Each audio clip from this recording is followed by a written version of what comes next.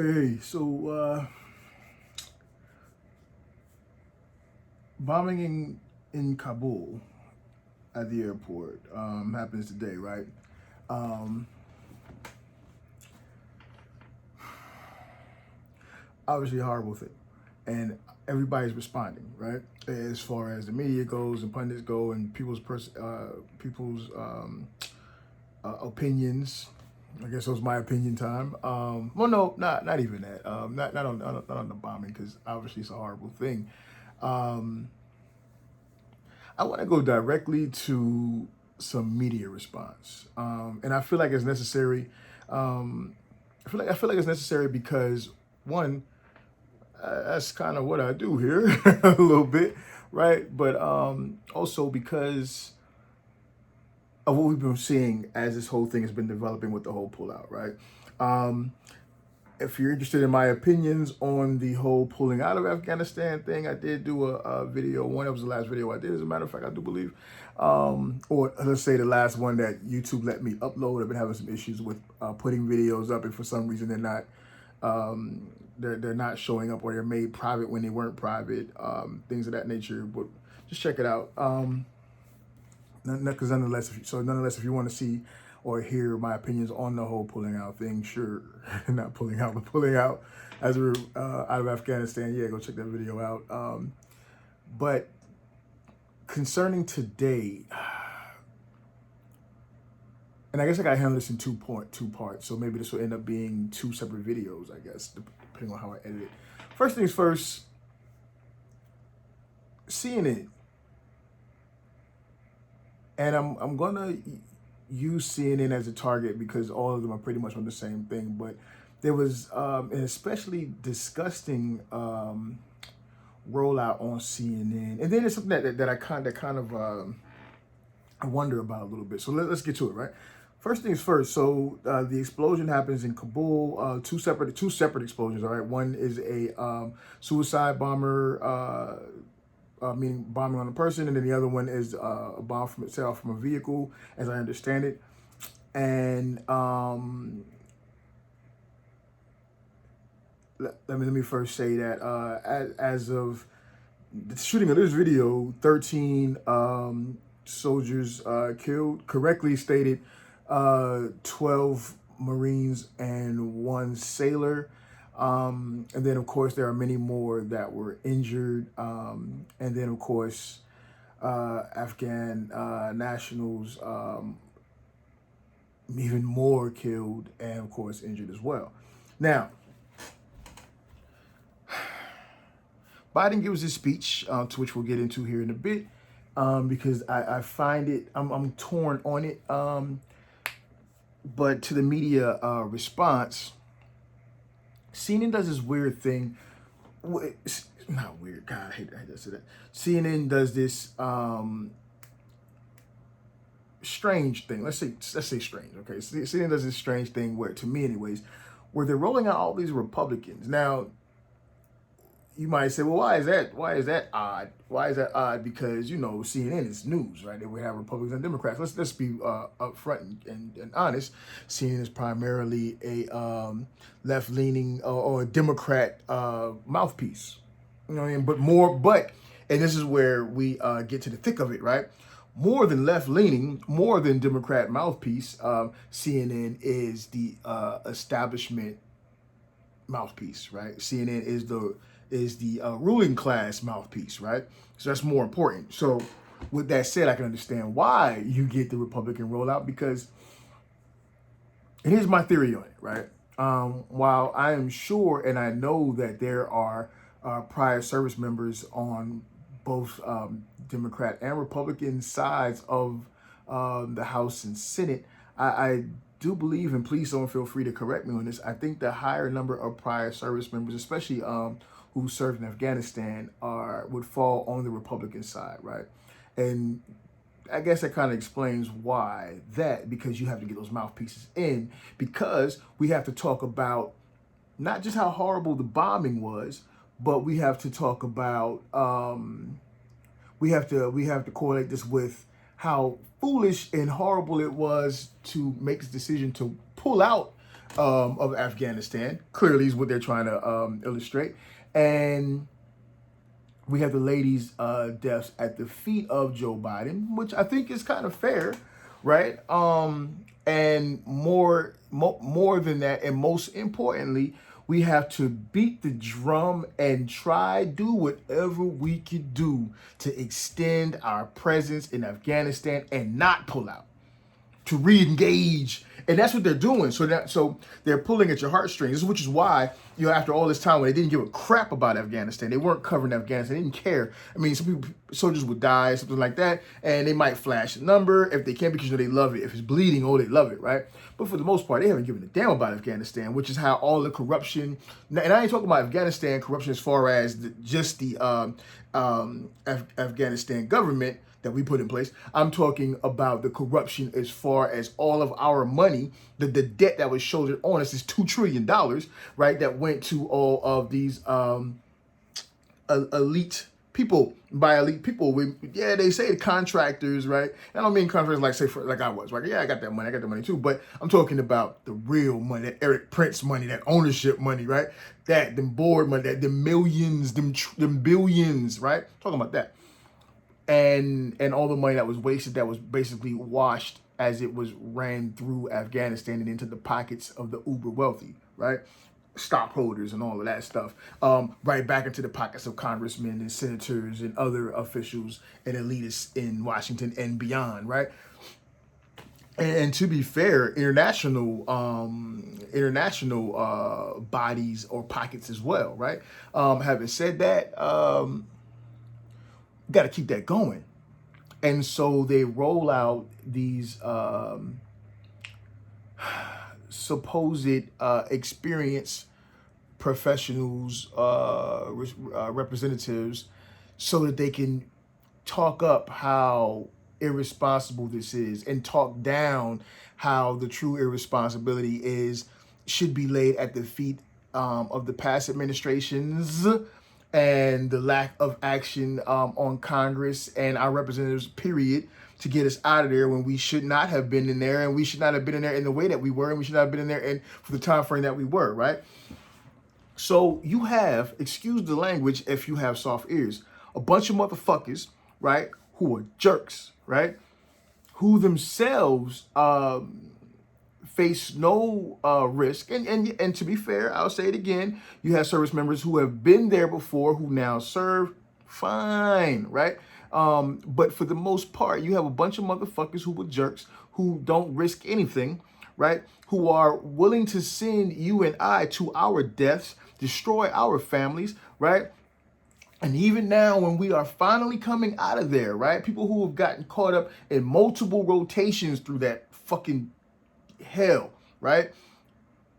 Even now, as we're finally getting out of there, these motherfuckers are pushing to influence and hope, with their fingers crossed, because it's a fingers crossed type deal, right? Hopefully, force Biden to either pull back on his intents of getting us out of there, right? And hopefully get us back in any capacity, because they're thirsty for these dollars, you understand? They have to have these dollars. You gotta get it, right? So it may not be the trillions we were getting at one point, when it was good, when the cheddar was up. But if we can just extend it, God damn it, if we can just extend it and get another trillion. Just get another trillion, or just a few billions, right? Just a few more billions, right? Then let's do it, is what they're trying to do, right? And so they're putting the pressure on old Joe, and I feel bad for him to a certain extent, only about this much. They're putting the pressure on him because they know that they have us, me and you watching, me talking, and now everybody else, they have us in this wastebasket of confusion and separation and division. Now, the one thing that most of us do agree on is listen, we're hurting here, money needs to be spent here to take care of here, right? And we've been over there for way too long. Get our family, friends, parents, family, friends, just against this ball, all of that above, back over here and get them out of there. And get us out of there. What the hell, right? And so what they want to do is they want to roll out specifically prior military voices, but not prior military voices who was saying, what the fuck are we doing here? Tell me why we're here. No, they want the voices that are now in the Senate and in the Congress making money, right? Making money, right? They want those voices because those voices who are down for the war machine, who have presidential aspirations and all of that, you know, they are willing. They are willing to now fuck off. You see, you have to use a very strategic and technical word. Fuck off their brothers and sisters who were left there, who were still there, who've watched their families be decimated by constant rotations into this fucking war, right? They're willing to fuck us off. Now, they'll say leave no man behind, but they're willing to abandon you to a never-ending war machine so that their true constituents can continue to make money. And of course, they can you know, top themselves off as well, right? Don't fall for it. They rolled out CNN's Erin Burnett out front. Who's got a great head of hair, by the way? she rolls out a couple faces, but Representative Adam Kinzinger, I think is his name. I think it's his last name, Kinzinger, whatever. It starts with a K, ends with a jer. Comes on and she asks him a series of really bullcrap questions. If you can find this clip, please go and watch it. Go and check it out if you haven't already seen it, right? And she asks him something to the effect of, you know, are these deaths at Biden's feet? Is he responsible for this? And blah, blah, blah, blah, blah. The constant same line of question they've been repeating. The script's been repeating. It's a script, you understand, that's been repeated so that, you know, you can get the answer that you know you want. That clip, that sound clip, right? And of course, he because he's been in country, and I want to give him, I can't make my fingers that close and the camera catch it, but this much of the benefit of the doubt as far as some type of feeling for his brothers and sisters who are still over there, who have been over there, right? That he has to be honest and say that, you know,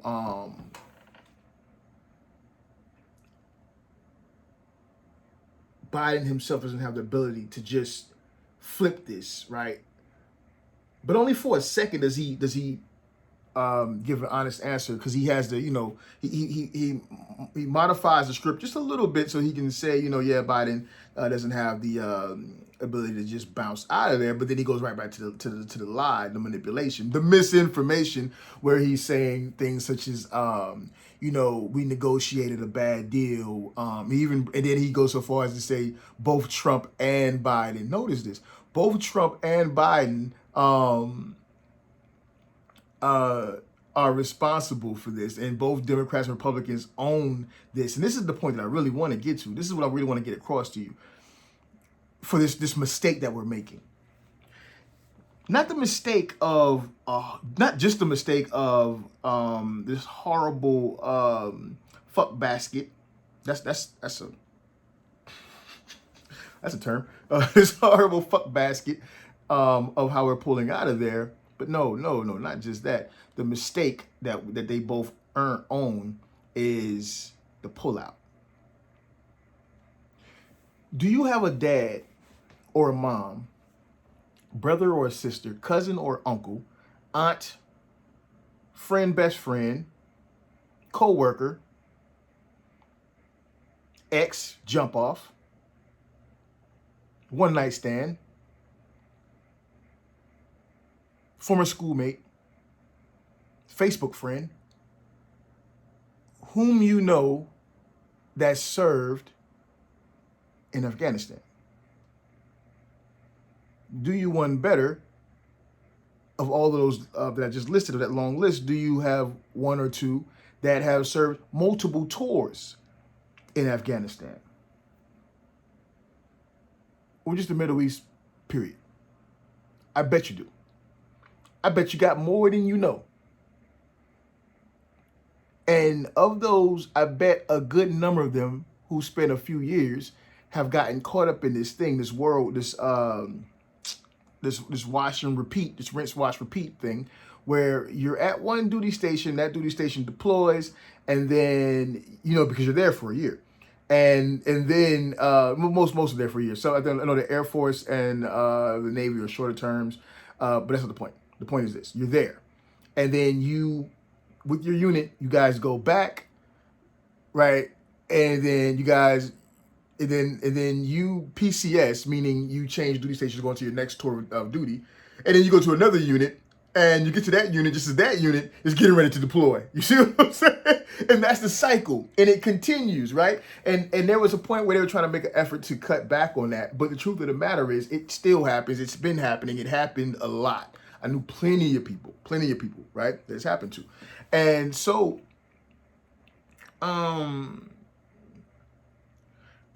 these people have families. And I keep bringing this point up, not just the deaths and injuries that occur to them, but these people have families.